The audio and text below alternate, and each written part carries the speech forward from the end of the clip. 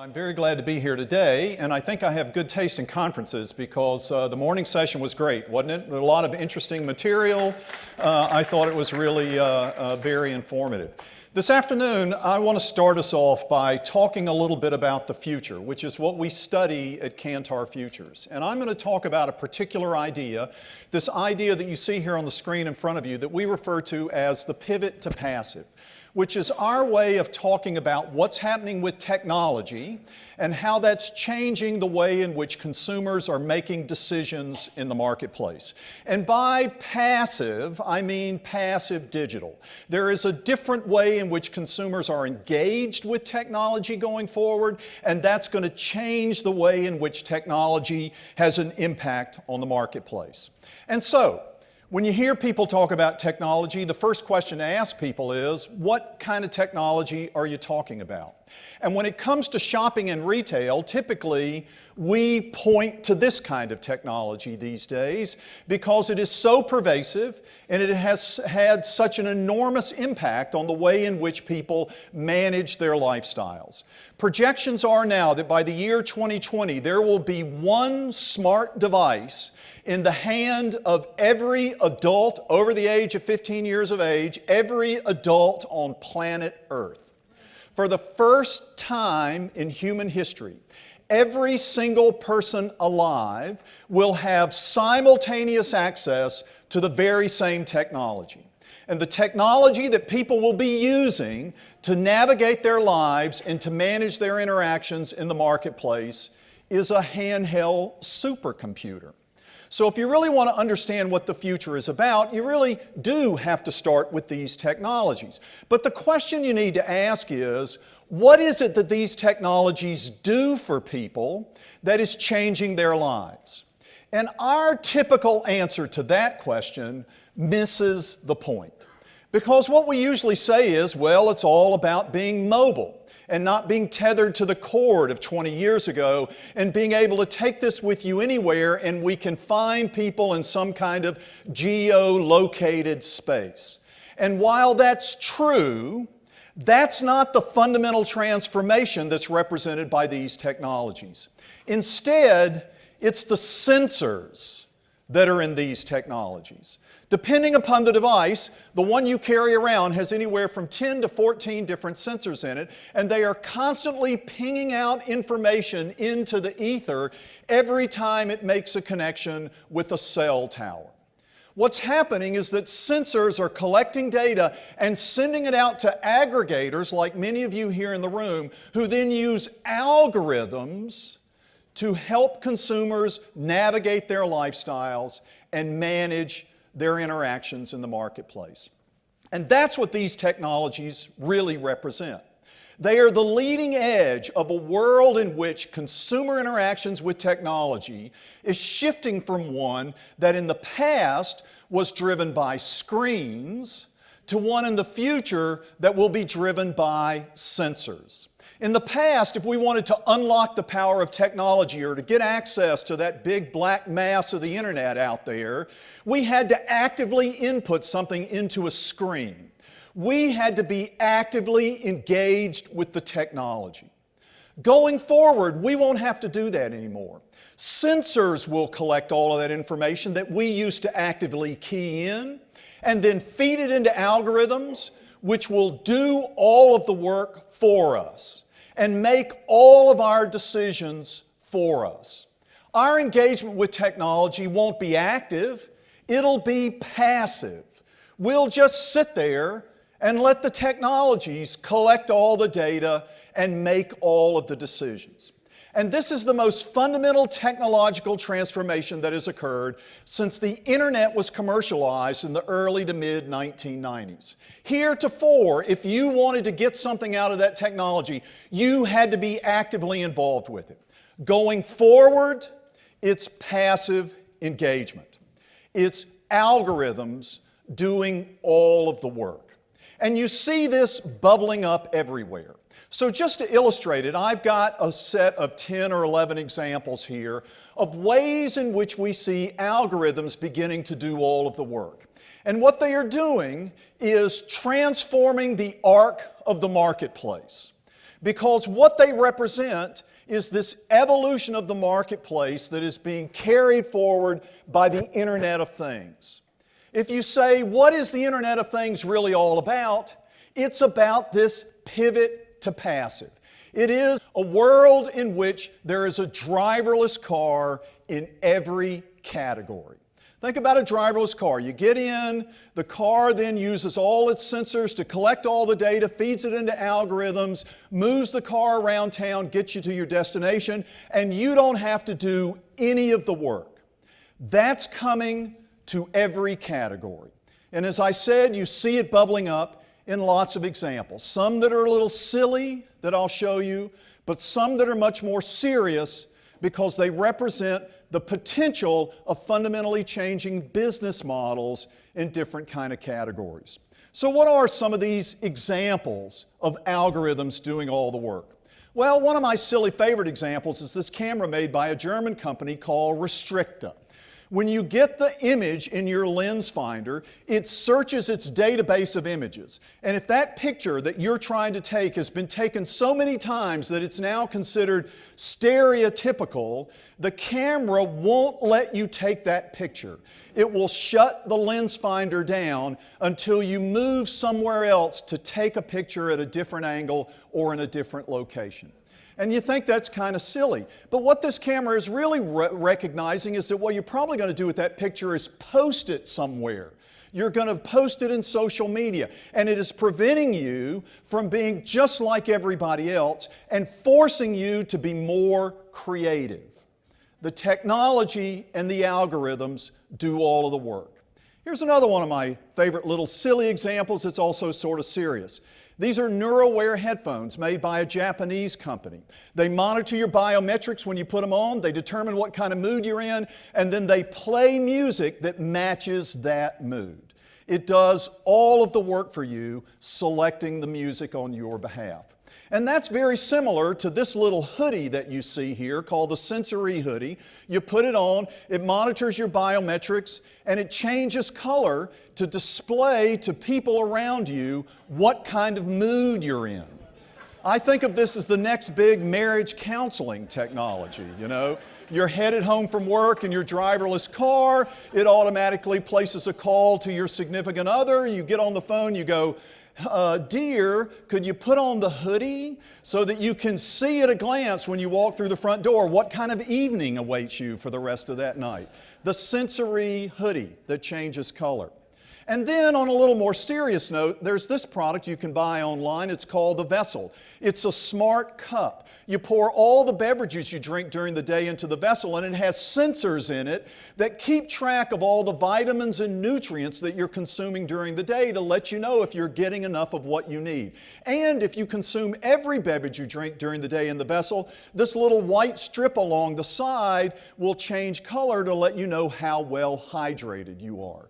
It does all of the work for you. And if you don't like the vessel, maybe you'll use the smart plate instead. You put food on top of the smart plate, it weighs it, and then it has sensors that determine what kind of food it is, and then it sends that information to your smart device to help you keep track of your diet.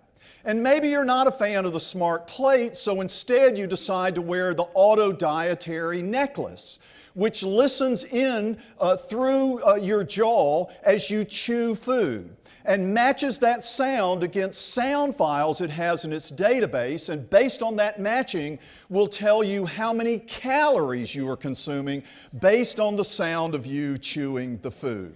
These are algorithms that use data from sensors to do all of the work for you. There is also this new toothbrush, a couple of years out from Oral-B. Anybody have this particular toothbrush? It monitors all of your toothbrushing habits, and then with a Bluetooth connection, automatically sends that information to your dentist.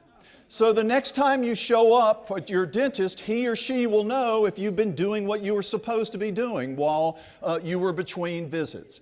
And this is likely to change the pricing model of dentistry, because you're going to show up and your dentist is going to go, I see you haven't been doing what you were supposed to do, therefore I'm going to have to do more work this time to take care of your teeth, and I'm going to charge you more money for it.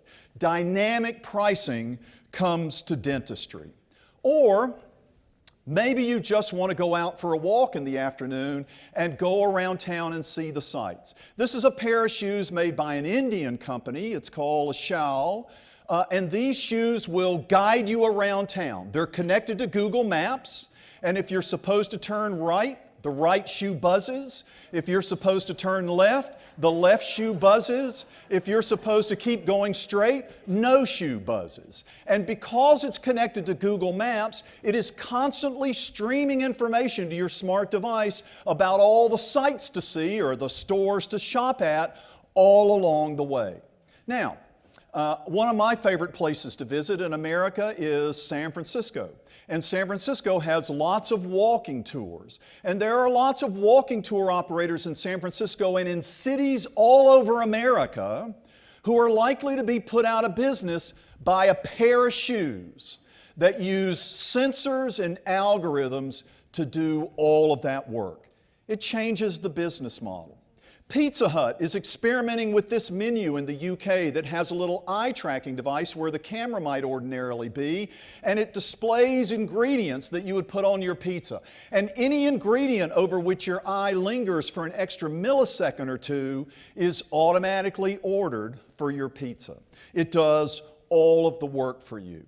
Or maybe you just want to cook something at home instead of order something out, and you use the June Intelligent Oven, introduced at the Consumer Electronics Show a couple of years ago. You just put a piece of meat in the oven and close the door. It has a camera that can withstand heat, which was the key technological breakthrough. It takes a picture of what you put in the oven, it matches it against images in its database, determines what kind of meat you're trying to cook and what kind of condition it's in, and then automatically cooks it to perfection. With sensors and algorithms, it does all of the work.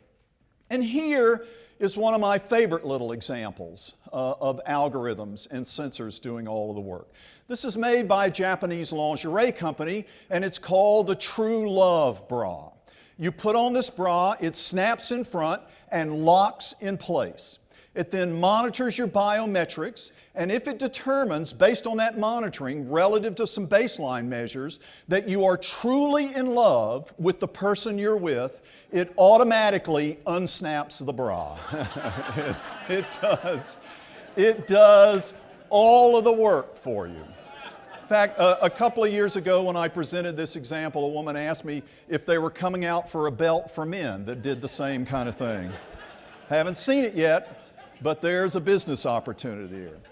Actually, my favorite example of this use of sensors and algorithms to do all of the work for you is a patent that Amazon took out a couple of years ago for what they call their anticipatory shipping software, which I'm sure many of you are familiar with here in this room. This software basically does two things. One is it will make a prediction of whether or not you as a past customer are likely to buy some new item that is coming out, like a new book by your favorite author. And it will then ship that item to a warehouse near you in anticipation that you're going to buy that product. And if you buy it, it has then shortened the delivery time it takes to get that item into your hands. The other thing this software does is it monitors your browsing behavior on the Amazon website. And if it determines, based on that behavior, that you are likely to buy the product you're looking at, it will start shipping you that product before you click the buy button. They want it in their logistics system that fast because Amazon knows that one of the big playing fields in retail these days is closing the gap between order and fulfillment. And they want it to be as fast as possible. Indeed, this is the world that is emerging all around us through this kind of transformation wrought by technology. We have gone from a world where marketers were in control. You know, Don Draper would sit in his office on Mad Men, scotch in hand, and make all the decisions about what we were going to buy, to a world where consumers are in control. And a couple of years ago, Time Magazine said that you, quote unquote, were Person of the Year and put a little mirror on the front of their magazine. We're in that world today. But in the future, we're going to be in a world where algorithms make all the decisions. In the past, we asked people for their attention. Today, we want their engagement with the devices that are important to us. Tomorrow, we don't want them to do anything at all. We want them to be passively engaged because our algorithms are going to be sending them in real time notifications and nudges and decisions. Let me illustrate this a little bit with a couple of other examples. And it starts with this example of Wallet AI. Don't know if you're familiar with this company, but they're a little Silicon Valley startup that is coming out with a product that some others are trying to offer as well that will monitor all of your social streams, your financial streams, and all of the data streams on your handheld device and will send you real-time notifications and nudges about how to spend or not spend your money. So if you walk into that Starbucks ready to buy that expensive latte and Wallet AI detects that you're there and checks your bank account and sees you don't have enough money saved at the end of the month for rent, it will send you a notification in real time saying, "Get out of the store now. You don't have enough money." There's another little interesting device called Spire. You hang it on your belt, it monitors your respiration. If you start to hyperventilate under stress, it will send you a notification on your smart device and take you through a breathing exercise to calm you down. Now, imagine Spire connected to Wallet AI. You walk into Nordstrom's, you see this really expensive item, something you've always been dying to get, and there it is right in front of you. You start to hyperventilate because you're getting so excited as you're reaching for your wallet. Spire sends a notice to Wallet AI saying, "Alert, alert, hyperventilating, stress." Wallet AI checks your bank account, determines you don't have enough money for that item, and sends you a notification in real time that says, "Get out of the store now." And you leave without buying. Suddenly what has happened to all of you in the room is that you have been completely disintermediated from your customers by algorithms in real time. One of my other little favorite examples is an app called PPL KPR, or People Keeper. This is an app that also monitors your stress and connects it with people in your life. So people who cause you stress, People Keeper will automatically take them out of your contacts list. You don't have to do any of the work, and it will then compose the text that you can send to them saying, "Don't ever bother me again." People Keeper. Now imagine it's called Brand Keeper, and it's connected to Spire and to Wallet AI. You don't own the customer anymore. You don't control anything anymore. Algorithms do all of the work. And you say, well, that's just sci-fi fantasy. Well, actually, these things are bubbling up now too. This is the iBag 2. It's got sensors in it. If it determines that you are near a store where you have had impulse control in the past, this bag will start to sound an alarm, flash lights, and it will automatically lock itself until you get out of the perimeter of that store and get away from a place where you might actually spend some money that you don't have in your bank account.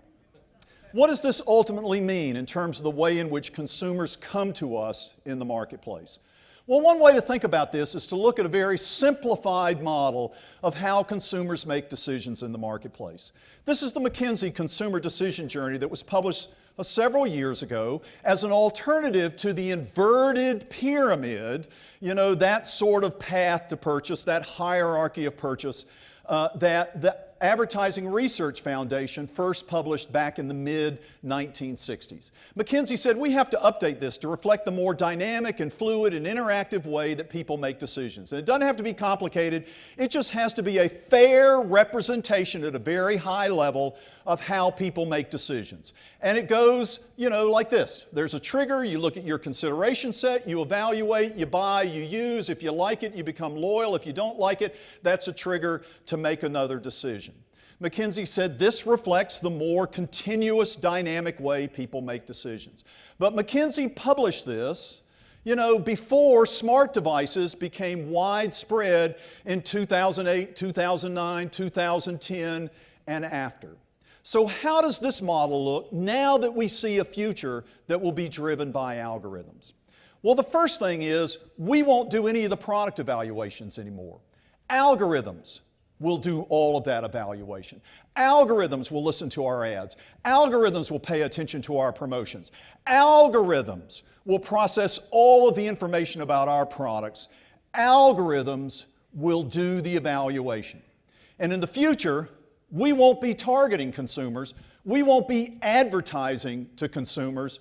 We'll be advertising to algorithms because that's who's going to be listening to our ads. And by the way, this isn't as fantastical a thing as you might think because already we try to advertise to algorithms to get our products higher in Google search results. That's one way of advertising to algorithms. And it's not just advertising to algorithms, it's also the metrics we use to evaluate our success. There won't be consideration sets anymore in the future because we will use the algorithms to tell us what to buy. There's no point in saying to the algorithm, give me 5 choices. I got 5 choices now. I want the algorithms to evaluate all the information and tell me the one thing that I should buy. And that's not fantastical either. Amazon does that right now with Dash replenishment services. You know, you just hook up your smart appliance to Dash replenishment, you tell them the one brand you want to be reordered every time, and the algorithm does, and the sensors do all of that work. And they buy that one thing. Consideration set doesn't matter at all anymore. I never wander into the grocery store ever again to buy laundry detergent with some consideration set of competitors in mind. Algorithms have disintermediated brands and retailers from consumers in that way. And while these things have been closed off to us, there is actually one part of this curve that is now more open to us than in the past, and that is the usage experience. The algorithms can buy it, but the algorithms can't eat it, they can't wear it, they can't watch it, they can't use it. So the opportunity that we have for an unmediated connection with our customers is actually in the usage experience. And in the future, if we really want to get to our customers, we're going to have to get to them as they use it, not as they buy it. And again, you say that's fantastical. Well, that's already affected the music industry. Spotify and Pandora have algorithms that already drive what people listen to and their choices and options in the marketplace. And the opportunity that musicians have to have an unmediated connection with their consumers is in live music, which while still a small part of the music business has grown 2.5 times over the past decade. That's post-purchase in this world. Indeed, as my friend and colleague Brian Gildenberg likes to say about this world of the pivot to passive, it is actually the Internet of Things buying things. And if we're all about connecting with customers, in the future, our customer is going to be the Internet of Things, not the customer that we have today. And that means a very different way of thinking about how we connect with consumers in a future that's being driven by algorithms. Thank you very much.